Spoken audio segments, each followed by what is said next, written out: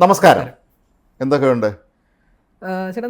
നമ്മുടെ കേരളത്തിന്റെ ആരോഗ്യരംഗം എന്ന് പറയുന്നത് പലപ്പോഴും ഏറെ പ്രശസ്തമായിട്ട് അല്ലെങ്കിൽ ഏറെ മറ്റു കേരള മോഡൽ എന്നാണ് അറിയപ്പെട്ടത്. കേരളത്തിന്റെ ആരോഗ്യ മേഖലയെ കുറിച്ച് മറ്റു സംസ്ഥാനങ്ങൾ വെച്ച് നോക്കുമ്പോൾ ഏറെ പേര് കേട്ടതാണ്. എന്നാൽ നമ്മുടെ ഇപ്പോൾ ഉണ്ടാകുന്ന പല സംഭവങ്ങളും ഈ പേര് കളയുന്ന സാഹചര്യങ്ങൾ ഉണ്ടായിട്ടുണ്ട്. പ്രത്യേകിച്ച് ഇപ്പം ഈ കഴിഞ്ഞ ദിവസം വന്നത് ഈ പീഡന വാർത്ത, കൊല്ലം പാരിപ്പള്ളി മെഡിക്കൽ കോളേജിലെ പീഡന വാർത്ത നമ്മളെ ഞെട്ടിപ്പിക്കുന്നതാണ് ശരിക്കും പറഞ്ഞാൽ ഈ സംഭവമേ. കാരണം ഇത് നടന്നത് എപ്പോഴെന്നറിയാമോ? കഴിഞ്ഞ ഒക്ടോബർ 24 ഇന്നത്ര തീയതി നവംബർ 26. ഒരു മാസം കഴിഞ്ഞിരിക്കുന്നു. അന്ന് ഉടൻ തന്നെ എന്താണ് മദ്യം നൽകി പീഡിപ്പിക്കാൻ നോക്കിയതാണ് ഈ സർജൻ സർബൻ മുഹമ്മദ് എന്ന ഈ സർജൻ. അവിടെ ഉണ്ടായിരുന്ന ഒരു ജൂനിയർ വനിതാ ഡോക്ടർക്ക് ഈ മദ്യം നൽകി പീഡിപ്പിക്കാൻ നോക്കിയെന്നാണ് പറയപ്പെടുന്നത്. അടുത്ത ദിവസം തന്നെ അവർ പരാതി നൽകിയിരുന്നു. പിന്നെ എന്ത് സംഭവിച്ചു? എന്തായിരിക്കാം സംഭവിച്ചിട്ടുള്ളത്? ഇതിൽ പറയുന്നത് അവർ ആശുപത്രിയിൽ നിന്ന് അന്വേഷണ വിധേയമായിട്ട് സസ്പെൻഡ് ചെയ്തതിന് ശേഷമാണ് മറ്റു നടപടികളിലേക്ക് കടന്നത്. അതിന് സമയമെടുത്തു. ആദ്യം വകുപ്പ് തല അന്വേഷണമാണ് നടത്തിയത്. സത്യം പറഞ്ഞാൽ ഇയാളെ ചെയ്തിരിക്കുന്ന ക്രിമിനൽ കുറ്റമാണ്, ഇമ്മീഡിയറ്റ് പീഡന ശ്രമമല്ലേ. അപ്പോൾ ഇമ്മീഡിയറ്റ് ആയിട്ട് അവർ പോലീസിനെ അറിയിക്കുകയും ഇയാളെ നിയമ നടപടിക്ക് വിധേയനാക്കാൻ വേണ്ടിയിരുന്നു. അതിന് പകരം എനിക്ക് തോന്നുന്നത് ഇത് നീട്ടിക്കൊണ്ടുപോകാൻ ശ്രമിച്ചതായിരിക്കാം. ഒരു പക്ഷേ പറഞ്ഞു തീർക്കാനും ഒക്കെ ചെയ്ത് ഒരു കോംപ്രമൈസൊക്കെ വരുത്തി ചർച്ചയൊക്കെ നടത്തി കുഴപ്പമില്ല ഡോക്ടറല്ലേ നിങ്ങൾ ഡോക്ടറാണല്ലോ എന്നൊക്കെ പറഞ്ഞ് ഒത്തുതീർക്കാൻ ശ്രമിച്ചതായിരിക്കാം ഇവിടെ സംഭവിച്ചിട്ടുള്ളത്. പക്ഷേ അത്തരം ശ്രമങ്ങളല്ല പലപ്പോഴും ഈ ആൾക്കാർ ഇത്തരം സംഭവങ്ങൾ പിന്നെയും വർദ്ധിപ്പിക്കാനുള്ളൊരു സാഹചര്യം കൂടിയല്ലേ ഇങ്ങനെ ഈ ഒരു ഒതുക്കി തീർക്കലിലൂടെ സംഭവിക്കുന്നത്. തീർച്ചയായും നമ്മളെല്ലാവരും ഉദാഹരണം എടുക്കാം. നമ്മൾ കൽക്കട്ടയിലെ ആർജിക്കർ മെഡിക്കൽ കോളേജ് നടന്ന സംഭവം, വനിതാ ഡോക്ടറുടെ കൊലപാതകം, പീഡനമൊക്കെ തന്നെ. അതിനെതിരെ നമ്മുടെ നാട്ടിലെ ഡോക്ടർമാർ ഇന്ത്യ മുഴുവൻ രാജ്യവ്യാപകമായി തന്നെ അവർ IMA ഒക്കെ എന്തുമാത്രം പ്രതിഷേധങ്ങളൊക്കെ നടത്തിയിരുന്നു. ഇവിടെ നിന്ന് ആലോചിച്ച് നോക്ക്, ഒരു മാസം തെളിയാൻ സമയമായിരിക്കുന്നു. എന്തെങ്കിലും ഒരു നടപടി ഡോക്ടർമാരുടെ സംഘടനകൾ ഇക്കാര്യത്തിൽ അവർ അക്കൗണ്ടബിളാണ്, അവർ പറയേണ്ടതാണ് എന്ത് സംഭവിച്ചു എന്നുള്ളത്. ഈ വന്ദനാദാസ് കൊലപാതകം അന്ന് സംഭവിച്ചത് നമ്മുടെ നാട്ടിലെ ഡോക്ടർമാർ പ്രതിഷേധിച്ചു. കാരണം അന്ന് ഈ വന്ദനദാസിനെ വധിച്ചയാൾ ഡോക്ടറല്ല, അയാൾ അല്ലാത്തൊരാളാണ്. ഈ ആർജിക്കർ മെഡിക്കൽ കോളേജിലും ആ വനിതാ ഡോക്ടറെ കൊന്ന അയാൾ ഡോക്ടറല്ല, അയാൾ അല്ലാത്തൊരാളാണ്. അപ്പോൾ ഡോക്ടർമാർ തമ്മിൽ ഇത്തരം പ്രശ്നങ്ങൾ ഉണ്ടാകുമ്പോൾ അതിൽ വലിയ പ്രൊസീഡ് ചെയ്യേണ്ടെന്ന് വിചാരിക്കും. അല്ലാതെ സാധാരണക്കാരെ ആക്രമിക്കാൻ വരുമ്പോൾ മാത്രം പ്രതിഷേധിക്കുകയും ചെയ്യുന്ന നിലപാട് ശരിയല്ല എന്നുള്ളതാണ് ആദ്യമേ പറയേണ്ടത്. കൃത്യമായി നടപടി എടുക്കേണ്ടതായിരുന്നു. ഒരു പക്ഷേ ഈ പറഞ്ഞ ഡോക്ടർ, സീനിയർ ഡോക്ടർ, അയാൾ വളരെ സ്വാധീനമുള്ള വീട്ടിലുള്ള ആളായിരിക്കാം. അയാൾ രാജ്യത്തുണ്ടോ എന്ന് നമുക്കറിയാൻ പറ്റില്ല, രാജ്യം വിട്ടുപോയെന്നുള്ളത് നമുക്കറിയാം. പല സംഭവങ്ങളിലും ചില ഇത്തരത്തിൽ പീഡന കേസിലെ പ്രതികൾ ഏതെങ്കിലും രാജ്യത്ത് നിന്നതിന് ശേഷമായിരിക്കും നമ്മൾ കാര്യം അറിയുന്നത്. ഇപ്പോൾ ഈ കേസിൽ തന്നെ ഈ പറഞ്ഞ ഡോക്ടർ നിലവിൽ ഒളിവിലാണ്. സത്യം പറഞ്ഞാൽ ഒളിവിൽ പോകാനുള്ളൊരു സാഹചര്യമല്ല ഈ ഒരു സംഭവത്തിലൂടെ. ശരിക്കും അതിനുള്ളൊരു അവസരം കൊടുക്കുമല്ലായിരുന്നു ചെയ്തത്. ഒരു മാസം സമയം കൊടുത്തിരിക്കുകയല്ലേ. ഒരു മാസം സമയം എന്ന് പറഞ്ഞാൽ ചില്ലറ കാര്യമല്ലല്ലോ. അല്ല അത് നമ്മുടെ നാട്ടിലെ നിയമ സംവിധാനത്തെയൊക്കെ തന്നെ വെല്ലുവിളിക്കുന്ന രീതിയിലാണ് ആ കോളേജ് അധികൃതരുടെയും ഭാഗത്തു നിന്നുണ്ടായത്. ഇതൊരിക്കലും ഒത്തുതീർപ്പാക്കാൻ ശ്രമിക്കരുത്. അങ്ങനെ ഒരാൾ പീഡന ശ്രമം നടന്നാൽ അത് ഡോക്ടർമാരാണെന്ന് ആലോചിച്ച് നോക്ക്. നമുക്കൊരു പ്രശ്നം വന്നാൽ, നമുക്ക് മാനസികമായ ശാരീരികമായ പ്രശ്നം വന്നാൽ നമ്മൾ സമീപിക്കേണ്ട വ്യക്തികൾ മദ്യപിച്ചുകൊണ്ടുവന്നതൊക്കെ ചെയ്തു എന്നാണ് പറയപ്പെടുന്നത്. ഈ ഡോക്ടർമാർ നൈറ്റ് ഡ്യൂട്ടിക്ക് നിൽക്കുന്ന ഒരു മദ്യപിച്ചുകൊണ്ട് നിൽക്കണമെങ്കിൽ ചെന്ന നമ്മുടെ രോഗികളുടെ അവസ്ഥ എന്തായിരിക്കും? തീർച്ചയായും നമ്മളൊന്ന് ഓർക്കണം. രാത്രി കാലങ്ങളിൽ നമ്മൾ ആശുപത്രിയിൽ പലപ്പോഴും നമ്മളെ വല്ല ബന്ധുക്കളെ കൊണ്ടുപോകുമ്പോൾ രാത്രി വൈകി നമ്മൾ ചെല്ലുമ്പോൾ കാണുന്ന ഒരു സ്ഥിരം കാഴ്ചയുണ്ട്. തിരുവനന്തപുരത്ത് പ്രത്യേകിച്ച് ആശുപത്രികൾ പോലീസ് ജീപ്പുകൾ വരുന്നു, ഈ മദ്യപിച്ചുകൊണ്ട് വാഹനം ഓടിച്ച ആളെ കൊണ്ടുവന്ന് അവിടെ പരിശോധിക്കാൻ കൊണ്ടുവരുന്നത്. അപ്പോൾ ആ പരിശോധിക്കുന്ന ഡോക്ടറെ കൂടെ മദ്യപിച്ചിരിക്കുകയാണെങ്കിലുള്ള അവസ്ഥ എന്തായിരിക്കും? അപ്പോൾ ഇതൊക്കെ നമ്മുടെ നാട്ടിൽ നടക്കുന്ന ഈ ഒരു യാതൊരു തരത്തിലുള്ള വ്യവസ്ഥയും വെള്ളിയാഴ്ച ഇല്ലാത്ത കാര്യങ്ങളാണ് ഇതിലേക്ക് എല്ലാം മനുഷ്യനെ കൊണ്ട് നിർത്തിക്കുന്നത്. ഒരു കാര്യം ശ്രദ്ധിച്ചിട്ടുണ്ടായിരുന്നു, ഈ കുറേ നാളുകളായി നമ്മൾ പലപ്പോഴും ചർച്ച ചെയ്യേണ്ട ഒരു കാര്യം തന്നെയാണ്.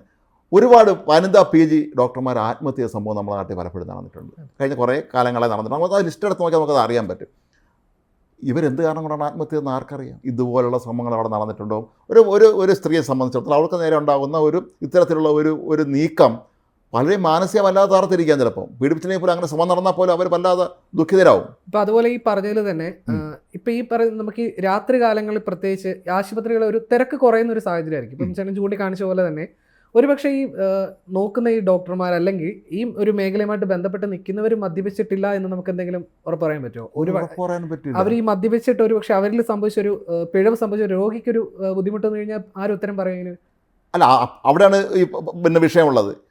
ഇവരുടെ സീനിയേഴ്സായിട്ടുള്ള ഡോക്ടർമാർ പറയും ഇത് രോഗിയുടെ താരാറുണ്ട് സംഭവിച്ചിട്ട് രോഗം കരച്ചിലായിരുന്നു എന്ന് പറഞ്ഞാൽ നമ്മൾ വിശ്വസിക്കാൻ നിർബന്ധിതരാവും. അതാണ് എൻ്റെ ഒരു പ്രശ്നം. അല്ല, നമ്മൾ എപ്പോഴും ശരിയാണ് വേലി തന്നെ വിളവ് തിന്നുക എന്ന് പറഞ്ഞിട്ട് പരിപാടിയാണ് ഇത് സംഭവിക്കുന്നത്. നമ്മളെ ശരിക്കും നമ്മുടെയൊക്കെ ഒരു ആരോഗ്യം സംരക്ഷിക്കാൻ ബാധ്യതപ്പെട്ട ആളുകൾ ഇത്തരത്തിൽ മദ്യപിച്ചുകൊണ്ട് ജോലിക്ക് ചെല്ലുക, അവിടെ നിൽക്കുന്ന പെൺകുട്ടികളെ ഇത്തരത്തിൽ പീഡിപ്പിക്കാൻ ശ്രമിക്കുക എന്നൊക്കെ പറയുന്നത് നമ്മുടെ നാട്ടിൽ സത്യം പറഞ്ഞാൽ കേട്ടുകളില്ലാത്ത കാര്യമാണ്. അതെ അതെ. ഇപ്പം തീർച്ചയായിട്ടും ഇതിനകത്ത് ഒരു മോണിറ്ററിംഗ് സംവിധാനം ഇതിലും വേണമെന്നത് തന്നെയാണ്. വേണമല്ലോ കാരണം ഇത് നിരീക്ഷിക്കണം ഇത്തരം കാര്യം. പലപ്പോഴും നമുക്കറിയാം ശ്രദ്ധിച്ചിട്ടുണ്ട്, രാത്രി ഞങ്ങൾ സർക്കാർ ആശുപത്രി നമ്മൾ പോകുമ്പോൾ കാണാറുള്ള ഒരു കാഴ്ച, അവിടെ എല്ലാ ജൂനിയർ ഡോക്ടർമാർക്കും കൂടുതലുള്ള ആ സമയത്ത് സീനിയേഴ്സ് പലരും അവിടെ കാണില്ല എന്നുള്ള സത്യം. അപ്പോൾ നമ്മൾ ഇവരെ വിശ്വസിച്ചാണ്, ഇവരിപ്പോൾ MBBS കഴിഞ്ഞ് പലരും ചിലർ PG വിദ്യാർത്ഥികളായിരിക്കാം, അല്ലെങ്കിൽ ഹൗസ് സർജറി ചെയ്യുന്നവരായിരിക്കാം, അങ്ങനെ ഇവരെ വിശ്വസിച്ചാണ് നമ്മളവിടെ രാത്രികാലങ്ങളിൽ ചികിത്സിക്കുന്നത്. ഈ സീരിയസ് കേസുകൾ പലപ്പോഴും കൂടുതലും എനിക്ക് തോന്നുന്നു സംഭവിക്കുന്നത് രാത്രികാലങ്ങളിലാണ്. അപ്പോൾ നമ്മൾ ആ വിശ്വസിച്ചാണ് ഇവരുടെ അടുത്തേക്ക് ചെല്ലുന്നത്. ഇപ്പോൾ വലിയൊരു ആക്സിഡൻ്റ് ആയി കഴിഞ്ഞാൽ കൊണ്ടുവരുന്നത് പലപ്പോഴും അവർ ചെയ്യാറുള്ളത് അവർ പ്രാഥമിക ചികിത്സ നൽകിയിട്ട് സീനിയറിനെ വിളിച്ചു വരുത്തിയൊക്കെ ഉണ്ട്. അത് നമ്മൾ കേരളത്തിലെ മുഴുവൻ ഡോക്ടർമാരും ആശുപത്രികൾ ഈ അവസ്ഥയിലാണെന്ന് നമ്മൾ പറയുന്നില്ല. പക്ഷേ ഇത്തരം ചില ഒറ്റപ്പെട്ട പുഴുക്കുത്തുകളുണ്ട്. അവർ തന്നെയാണ് നമ്മുടെ നാട്ടിൽ ഈ മെഡിക്കൽ പ്രൊഫഷൻ എന്ന് പറഞ്ഞാൽ ഏറ്റവും നോബൽ പ്രൊഫഷനാണ്. നമ്മുടെ ജീവനാണ് ഒരാളുടെ കയ്യിൽ നമ്മൾ വെച്ച് കൊടുത്തിരിക്കുന്നത്. അങ്ങനെ ഒരാൾ ഈ ഇത്തരത്തിൽ പെരുമാറുക, അതുവരെ നടപടി എടുക്കാതിരിക്കുക, ആലോചിച്ച് ഇത്രയും സമയമെടുത്തു. സത്യം പറഞ്ഞാൽ ആ കോളേജ് അധികൃതരും അവർ ആശുപത്രി അധികൃതരും ഇതിന് ഉത്തരവാദികളാണ്. പിന്നെ കൂടുതൽ നമുക്ക് ഒരു കാര്യം കാണാതിരിക്കാൻ പറ്റില്ല.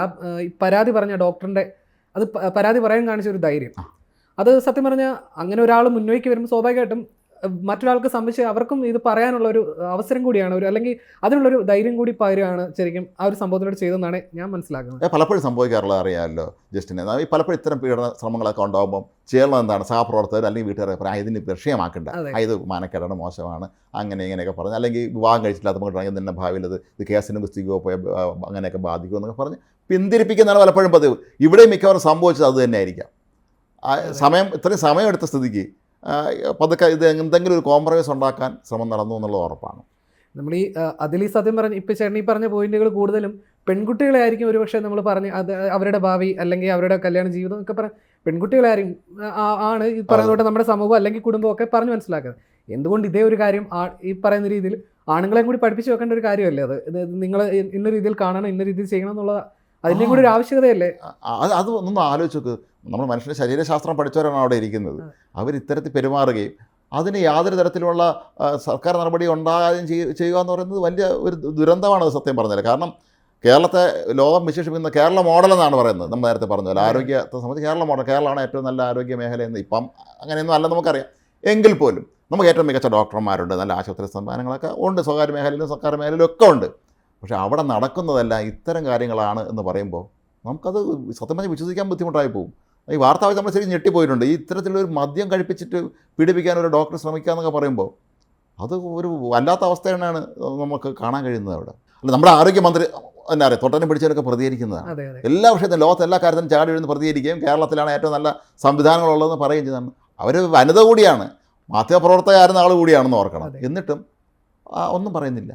ഇനിയിപ്പോൾ ചോദിക്കുകയാണെങ്കിൽ അന്വേഷണം നടക്കുകയാണല്ലോ, പുരോഗമിക്കുകയാണെന്ന് പറയുമായിരിക്കും. അതായിരിക്കും വിശദീകരണം. പക്ഷേ ഈ അന്വേഷണം നടക്കുന്തോറും അതിന് ലഭിക്കുന്ന ആ നീതി ലഭിക്കാൻ എടുക്കുന്ന കാലതാമസം സത്യം പറഞ്ഞാൽ ഈ ഇരയോട് കാണിക്കുന്ന ഒരു ക്രൂരതയല്ലേ? അതെപ്പോഴും സംഭവിക്കാറുള്ളൊരു കാര്യമാണ്. എപ്പോഴും ഒരാളൊരു പരാതി നൽകി കഴിയുമ്പോൾ അതിന്മേൽ നടപടി ഉണ്ടാകാനുള്ള ഒരുപാട് സമയമെടുക്കുകയാണെങ്കിൽ പിന്നെ അവർക്ക് എന്ത് നീതി കിട്ടാൻ പോകുന്നത്? മാത്രമല്ല, അന്ന് ആലോചിച്ച് നോക്കൂ, നമ്മളൊരിക്കലും പ്രതീക്ഷിക്കാത്ത ഒരാളിൻ്റെ നിന്നാണ് ഇത്തരത്തിലുള്ളൊരു പെരുമാറ്റം ഉണ്ടായാൽ അത് മനസ്സിനെ വല്ലാതെ ബാധിക്കും. ഒരു പെൺകുട്ടിയൊക്കെ സംബന്ധിച്ച് അവർ വല്ലാതെ അവരെ ഹർട്ട് ചെയ്യും, അവരെ മനസ്സിനെ. ഇത് ഭാവിയിലൊക്കെയുള്ള അവരുടെ ജീവിതത്തെയൊക്കെ തന്നെ ദോഷകരമായി ബാധിക്കാൻ സാധ്യതയുള്ള നടപടിയാണ് ഈ ഡോക്ടറുടെ ഭാഗത്തു നിന്നുണ്ടായിരിക്കുന്നത്. എന്നിട്ട് എന്തുകൊണ്ട് നടപടി ഉണ്ടായില്ല എന്നുള്ളത് ഇപ്പോഴും വിശദീകരിക്കാൻ കഴിയാത്തൊരു കാര്യം തന്നെയാണ്. ഇതിനൊക്കെ വളരെ നിർബന്ധമായി ഡോക്ടർമാരുടെ സംഘടന ഇതിന് മുൻകൈ എടുക്കണം. IMA പോലൊക്കെ ഒരു സംഘടനകളുണ്ട്. ഡോക്ടർമാരെ ആരെങ്കിലും ആക്രമിക്കുമ്പോൾ മാത്രം, സാധാരണ അല്ലാത്തൊരു ആക്രമണം മാത്രമല്ല അവർ പ്രതികരിക്കേണ്ടത്. ഇപ്പോൾ RGKR മെഡിക്കൽ കോളേജ് സംഭവം ഉണ്ടായി, അന്ന് എത്ര ശക്തമായ പ്രതിഷേധം രാജ്യവ്യാപകമായി നടത്തി. ഇപ്പോൾ ഡോക്ടർ വന്ദനദാസിൻ്റെ അന്ന് ആ കുട്ടിയുടെ മരണം അന്നൊക്കെ തന്നെ പ്രതിഷേധിച്ചു. ഇതുപോലെ മറ്റ് ഡോക്ടർമാരെ ഇതുപോലെ ചില ഈ വലിയ കൈക്കൂലി കേസിൽ അങ്ങനെയൊക്കെ പിടിയൊക്കെ വീഴുമ്പോൾ സമയത്തും ഈ സംഘടനകളൊന്നും പ്രതികരിക്കാറില്ല. അവർ പ്രതികരിക്കണം അക്കാര്യത്തിൽ. നമ്മുടെ സമൂഹം മനസ്സിലാക്കണം. ഇന്നെങ്കിലും നമ്മൾ ഡോക്ടർമാരുടെ അടുത്ത് ചെല്ലുമ്പോൾ മനുഷ്യൻ ഭയക്കരുത്. അവരുടെ അടുത്ത് ചെല്ലുമ്പോൾ ഇത് രാത്രി ഒരു അത്യാവശ്യത്തിന് സുഖമല്ലാതെ ഒരു ഡോക്ടറെ ഹോസ്പിറ്റലിൽ നമ്മൾ ചെല്ലുമ്പോൾ അവിടെ നിൽക്കുന്ന ഡോക്ടർക്ക് ബോധം വെളിവുണ്ടോ എന്ന് പോലും നമുക്കറിയാൻ പറ്റാത്ത അവസ്ഥയാണ്. നമ്മൾ ഇപ്പോൾ ഈ പറഞ്ഞ പോലെ നമ്മുടെ സംഘടനകളുടെ പലപ്പോഴുള്ള പ്രതിഷേധം സംഭവിക്കുന്നത് ഇവിടെ നടക്കുന്നത് കാണുന്നില്ല എന്ന അങ്ങ് ദൂരെയുള്ളതിനെ കണ്ട് അതിനെതിരെ ശബ്ദിക്കാൻ മാത്രമേ പലപ്പോഴും നമ്മുടെ ഇവിടുത്തെ സംഘടനകൾ ശ്രമിക്കുന്നുള്ളൂ. ഈ പറയുന്ന രീതിയിൽ ഇതിനുള്ളിൽ കുറേ കാര്യങ്ങൾ നമ്മൾ കാണുകയും ചെയ്യണം, അതിനെതിരെ പ്രതികരിക്കുകയും വേണം. അതിന് നീതി ലഭിക്കേണ്ട സാഹചര്യങ്ങൾ അതിനൊപ്പം നിൽക്കണമെന്ന് തന്നെയല്ലേ നമ്മുടെ നാട്ടിൽ ആലോചിക്കും. മാധ്യമങ്ങളും കൂടി ഇല്ലായിരുന്നെങ്കിൽ അവസ്ഥ എന്തായിരുന്നു? ഇപ്പോൾ മാധ്യമങ്ങൾ ഇത് വലിയൊരു വാർത്തയാണ്. വലിയ വാർത്തയെ കഴിഞ്ഞപ്പോഴാണ് ഇപ്പോൾ പെട്ടെന്ന് തന്നെ അടിയന്തര നടപടികൾ ഉണ്ടാകുന്നു, ഇനി ഇയാളെ പിടിക്കുമെന്നൊക്കെ പറയുന്നത്. എന്ന് എവിടെ പിടിക്കുക? ഇയാൾ ഒളിവിലാണെന്നല്ലേ പറഞ്ഞത്. അതിന് അയാൾ എവിടെയെങ്കിലും പോയി പിടിച്ചോണ്ടിട്ടുണ്ട്. ഞാൻ പറഞ്ഞാൽ വിദേശത്തെങ്ങാൻ രക്ഷപ്പെട്ട് കഴിഞ്ഞാൽ പെട്ടെന്ന് കൊണ്ടുവരാൻ അത്ര എളുപ്പമാവില്ല. ഒരു ഡോക്ടർക്കാവുമ്പോൾ അതിനുള്ള സൗകര്യങ്ങൾ വളരെ എനിക്ക് എളുപ്പമാണ്. തോന്നുന്നു ഒരുപക്ഷേ ഇയാൾ വലിയ സാമ്പത്തിക ഭദ്രതയുള്ള വീട്ടിലുള്ള ആളോ അല്ലെങ്കിൽ ഉന്നത ബന്ധങ്ങളുള്ള ആളാണെങ്കിൽ അവർക്കത് വളരെ എളുപ്പമാണ്. ഈ ചില പരാതി എടുത്ത പെൺകുട്ടി ചിലപ്പോൾ ഒരു സാധാരണ വീട്ടിലുള്ള ആളായിരിക്കാം, ചിലപ്പോൾ ആർക്കും അതിന് വേണ്ടി സ്വാധീനിക്കാനുള്ള ബന്ധുക്കളോ അല്ലെങ്കിൽ അങ്ങനെ ആളുകളൊന്നും ഇല്ലാത്തവരാണെങ്കിൽ എന്തായിരിക്കും അവസ്ഥ. അപ്പോൾ എന്താണെങ്കിലും ഇതൊരു കേരളത്തെ സംബന്ധിച്ച്, കേരളത്തിലെ ആരോഗ്യ മേഖലയെ സംബന്ധിച്ചല്ല, കേരളീയ സമൂഹത്തെ സംബന്ധിച്ച് തന്നെ അപമാനകരമായ കാര്യമാണ്. ഇതിന് അടിയന്തര നടപടി തന്നെയാണ് വേണ്ടത്. ഡോക്ടർമാരുടെ സംഘടനകളും ഇക്കാര്യത്തിൽ വളരെ ശക്തമായ തോതിൽ തന്നെ പ്രതികരിക്കുകയും അവരതിന് മുൻകൈ എടുക്കുകയും വേണം. നമസ്കാരം.